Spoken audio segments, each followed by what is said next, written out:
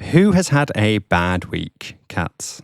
Well, it has been a bad week for Venetians. Guess who got married in our sister sinking city, Dominic? Well, I already know Katz, who got married there because we decided to cover the story together. It's Jeff Bezos. Fine, don't have fun with the storytelling. Sorry. But yes, the fourth richest person on this planet, billionaire Jeff Bezos, married TV presenter Lauren Sanchez in a 3-day wedding that I can only describe as having descended upon the people of Venice. Lauren is a former journalist. Among other things, she was a presenter for a variety of Fox News shows. And she also flew on the first all-female tourism rocket to space. Oh, yeah, with Katy Perry. So to celebrate their wedding, the couple spent around 50 million euros on a 3-day extravaganza with around 200 guests. In the words of one Guardian article, they had already gotten married in the US, making this wedding as symbolic as it was expensive.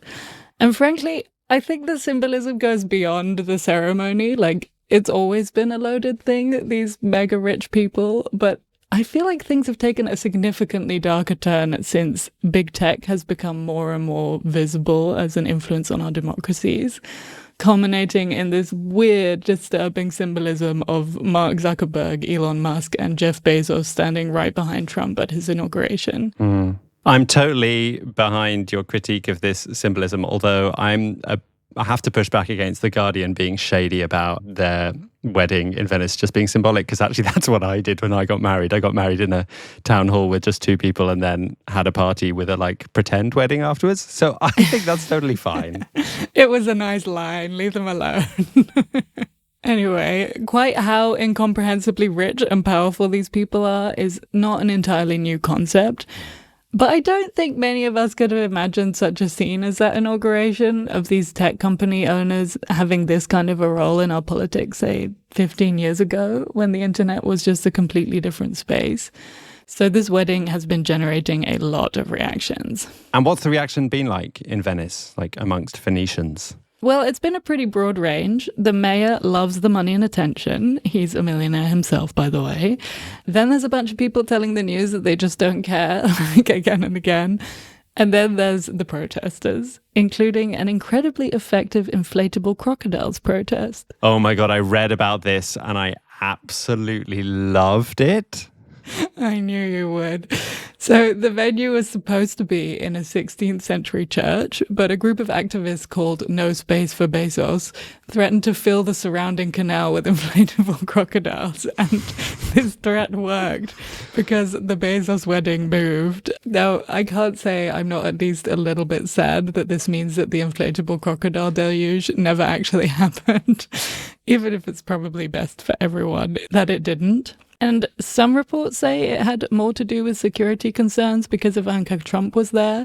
But I say, in the spirit of the last episode before the summer, we go with focusing on credit to the inflatable crocodiles threat.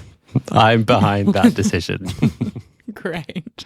Now, this is one of those weddings people love to hate, and I could go on and on about all kinds of outrageous details, from foam parties to Bill Gates. But in keeping with our show that's as serious as it is silly, I wanted to put the spotlight on some pretty atrocious inequality in our world, and just what an unimaginable impact the mega rich have on all of our planet's species, us included. Already just in how much they drive us all to buy a bunch of crap, I'm not even going to go into that. But this wedding alone, it had around 200 guests, mostly celebrities like Leonardo DiCaprio, Oprah, the Kardashians. And it's kind of wild to me that there's a level of celebrity where your friends are not just people who do the same thing as you, like a bunch of actors. It's just the very richest people in each field. The common factor is extortionate wealth. But anyway, for those 200 guests, 95 private jets were used. What? I know, and that's not even counting the mega luxury cruise ships. It is so wild that while the normies like you and me are trying to fly as little as possible on a plane with hundreds of people on it, there are these jokers on a scale that is just not even on the same graph, just using this many emissions in a single day.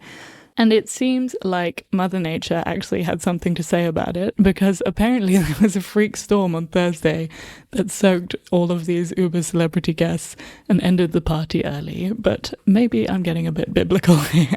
Oh my God, I love this.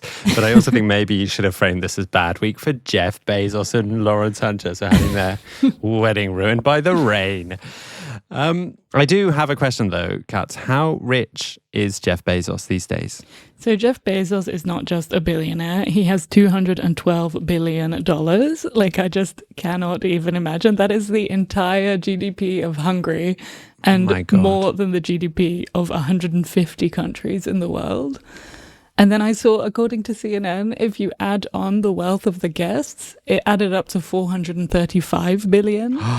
That means that 200 of these people have 35 billion more euros than all of Denmark. It is just wild. And they only spent $50 million on the wedding. I mean, that sounds a bit stingy to me. I know. Actually, that was another protest. There was a huge banner that said, if you can rent Venice for your wedding, you can pay more tax. Well, true that. Yeah, because I've seen in a lot of the reporting that people have been saying that like Bezos rented out Venice, and of course, he didn't rent out the whole city, but he did take over like a lot of the city, didn't he? He had a lot of different venues. He did. I mean, the reporting is a bit mixed. Like, some Venetians were just saying, like, I don't care, this isn't impacting me that much. And other people said it was a huge impact. So I found it a bit hard to tell. But I did think that this protest raised an important point about tax. Like, I can't for the life of me find it, but just a week before this loaded wedding, pun intended, I swear I was listening to a podcast about, I think, American politicians who were trying to pass a bill to ban billionaires. Like, so that once you have more than €1 billion or dollars or whatever, you have to just give the rest to the state as tax. And I always just find it so strange that there isn't more bipartisan animal support to tax rich people more. Like, it's just one of those policies that seems to be in the interest of 99.999% of the population. Now, this podcast has been waiting for years to start a European Citizens Initiative, which is basically like an official EU petition where if 1 million EU citizens sign it, then the EU has to consider it as a policy. And I'm wondering, Dominic, is this our opportunity? Oh, what? That we start a European Citizens Initiative to try and make billionaires outlawed in the EU? Yeah. I think it's a great idea. Then we can definitely give bad week to Jeff Bezos. And the poor Venetians can have a very good week.